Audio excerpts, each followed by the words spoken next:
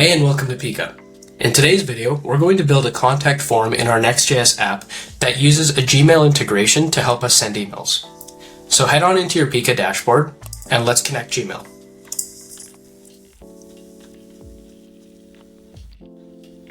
Fantastic. Now let's head into our app. I've got a simple contact form here that uses a shadcn component. I want the feature that when I hit send message, it will take all the fields here and email it to my personal email.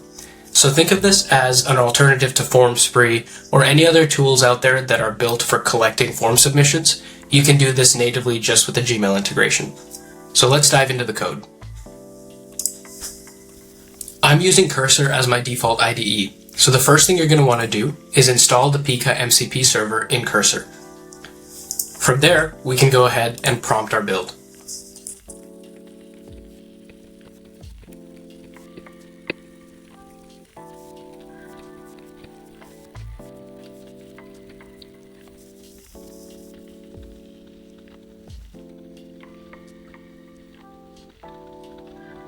Great, let's accept these and take a look at the code that was written.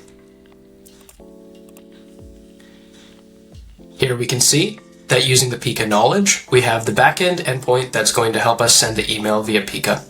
Let's create our environment file. The first thing we need to add is our Pica secret key. We can grab this from the Pica dashboard.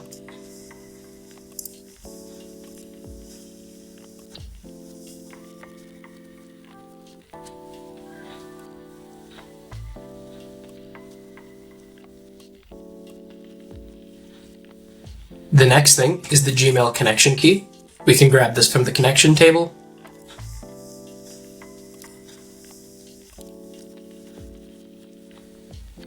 And finally, we can configure our recipient email. I'm going to make this my personal email, but this would be whatever email you want the form submissions to go to. Now let's go ahead and try our app.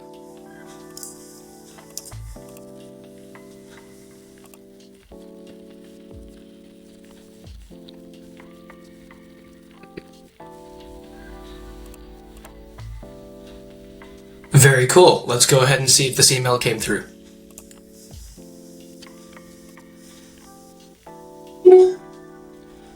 In just a few minutes, we were able to build a contact form powered by Gmail. This allows us to not rely on third-party softwares that limit the number of form submissions you can make. You can check the description below for how to set up the MCP server in whatever IDE you're using and find a link to the repository for this project. Happy building!